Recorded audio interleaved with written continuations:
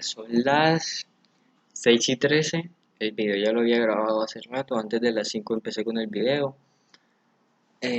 Más sin embargo, el video lo hice con una duración de 20 minutos.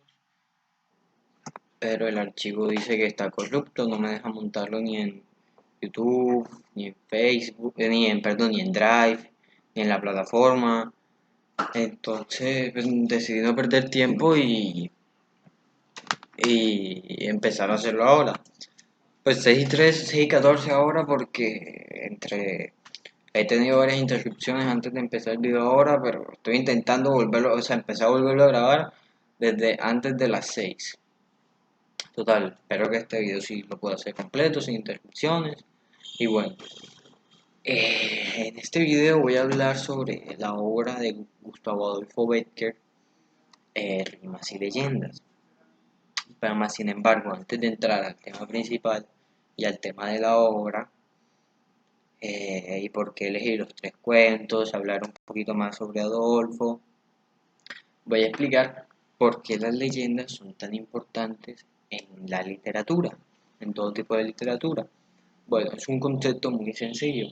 Las leyendas o mitos son aquellas que pues intentan como, o sea, en estas se ve expresado lo que es la cultura misma, o sea, una cultura o una civilización misma en específico. Es decir, en una leyenda tú puedes encontrar cómo se originó el mundo, cómo se originó el universo, desde la perspectiva de una civilización o una cultura en particular.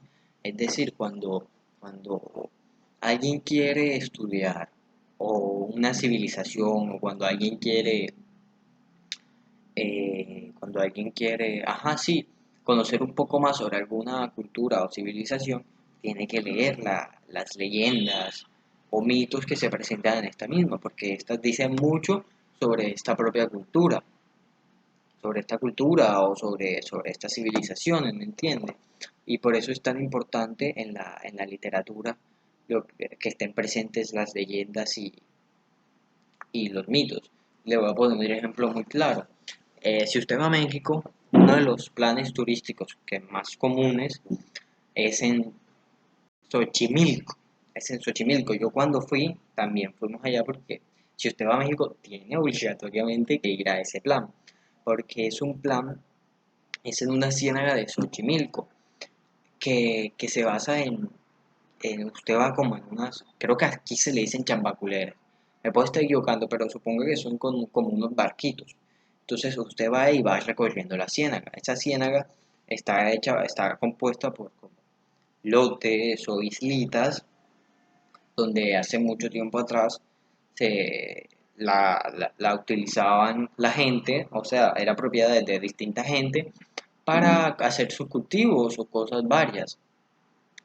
Más sin embargo, hay una leyenda en ese lugar, una leyenda que es muy común en México, la cual se dice así, un poquito resumida para que, para que no me alargue tanto.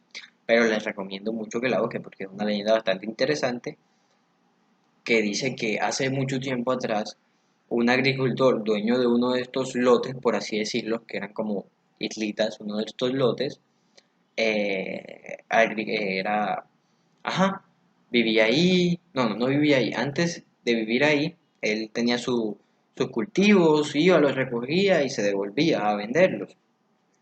Pero luego de un tiempo, él se mudó ahí y se volvió una especie de ermitaño. Y el sobrino de él fue el que pasó recogía los cultivos y los llevaba. Y ese ermitaño un día presenció que una niña se estaba ahogando en la ciénaga. Mas sin embargo no pudo hacer nada para ayudarla. Y luego de un tiempo al ermitaño comenzó a atormentarlo el espíritu de esta niña. De esta niña se le aparecía, lo atormentaba, él no podía dormir, se le aparecía en la cabaña, la veía mientras él recogía los cultivos y lo comenzó a atormentar mucho. Entonces él recurrió a colgar en los árboles muñecas de niñas, muñecas de plástico, los colgaba, porque él decía que, que estas muñecas hacían que el espíritu de la niña se calmara y no lo atormentara.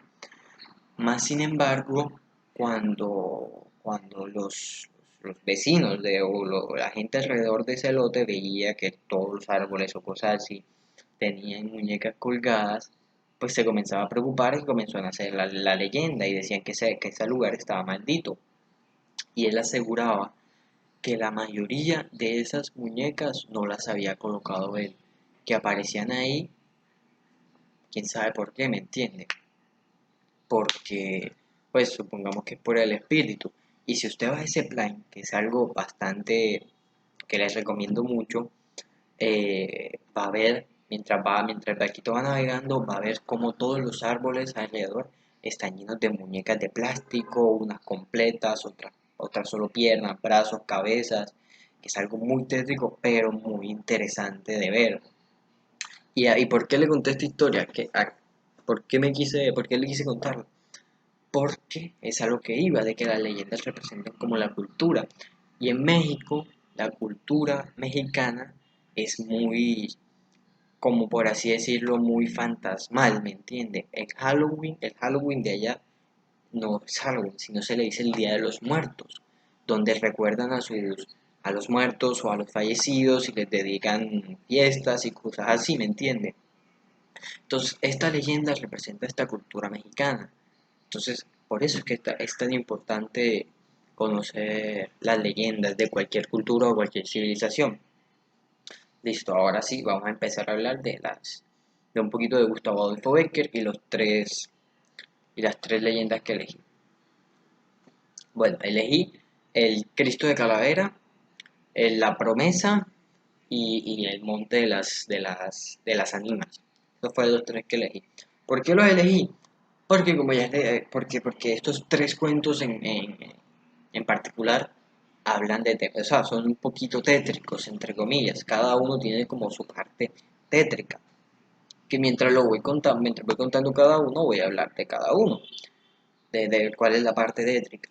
Bueno, y hablando un poquito más de Gustavo Adolfo Bécquer, bueno, este fue uno de los escritores más, fue uno de los, fue uno de los escritores más importantes de toda de todo, de toda España, y su obra más célebre es esta misma, Rimas y Leyendas. Este nació en Sevilla, en España, Sevilla, el 17 de febrero de 1836, en España, Sevilla, Madrid, y murió el 22 de diciembre de 1870, perdón. Entonces, ajá, este es en mi opinión, bueno, según lo que investigué, él fue uno de los, de los autores más importantes de toda la cultura hispana. Perdón, es que una mosca va molestando. De todo de la cultura hispana, él era romanticista, sus obras eran romanticistas, más sin embargo, un detalle muy importante es que sus obras llegaron a una época tardía del romanticismo. Entonces, él hizo parte sus obras hicieron parte del grupo de post-romanticismo. O sea, él no era romanticista, sino que era post-romanticista, ¿me entiendes? Bueno, y ahora por qué elegí, bueno, ya le dije por qué elegí, comencemos con la que más me gusta, que es el Cristo de Calavera. La historia tiene tres personajes principales. La historia se basa en que hay una chica muy hermosa, de la que todo el reino está enamorada de ella. Una cosa que voy a decir, que los tres cuentos tienen en particular que se desarrollan durante guerras. Entonces, ajá, durante el relato de la historia eh, va a haber una guerra. Entonces el rey convoca a todos los nobles y caballeros para celebrar antes de ir a la guerra. Y en esa celebración fueron dos caballeros, o sea, los dos personajes principales y la chica que ya les mencioné que es muy hermosa. Los dos caballeros en esa fiesta comenzaron como una guerra de piropos o comenzaron a echarle a los perros, ¿cómo se dice eso? Vagamente hablando, a echarle los perros entre ellos y entre esa riña para ver quién conseguía como el guante, que en ese tiempo era como a cortejar a la muchacha.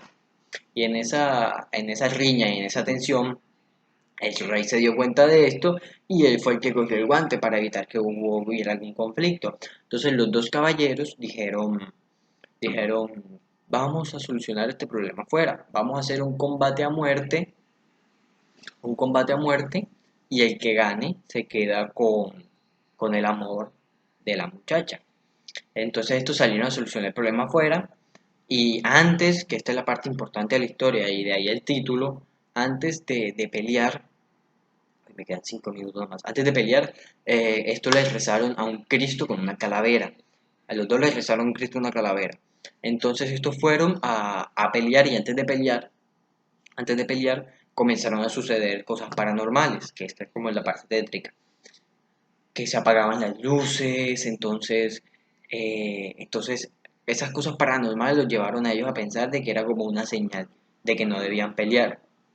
Y ellos acordaron eso. Y fueron y dijeron, vamos a ir a la casa de la dama y que ella elija a uno de los dos, que ella decida cuál de los dos nos queda. Y por esto es mi favorito, para el final, el giro este tan divertido. Cuando ellos van a la casa de ella, se dan cuenta que ella estaba, que de ahí sale otro man, que de ahí sale otro amante, el amante de ella. Entonces estaban peleando a muerte por una chica que ya tenía un amante. Entonces el cuento finaliza con una palmada en la espalda de los dos y riéndose, y en mi opinión ahí salió como una amistad, lo que opino yo. Siguiente, profe. Perdón si lo resumo tanto, es que solo quedan 5 minutos y no quiero que me vuelva a pasar lo de la última vez que duré 20 minutos y ni siquiera se envió el video. Bueno, la promesa. Este cuento se basa en dos personas principales, que es un conde, el conde Pedro y Margarita. Bueno, Margarita está muy enamorada del conde Pedro. Entonces, eh, más sin embargo, en esta historia lo que pasa es que el conde Pedro tiene que ir a una guerra. Tiene que ir a una guerra. Entonces, antes de irse a la guerra, le dice a su amada, a Margarita, que y le da un anillo. Le da un anillo y le dice, te prometo que yo volveré para casarme contigo, para no deshonrarte. Y le da el anillo. Entonces le hizo esa promesa. Entonces, en la guerra, una de las misiones era conquistar Sevilla, donde estaba viviendo Margarita. Y tristemente Margarita fallece durante esta guerra.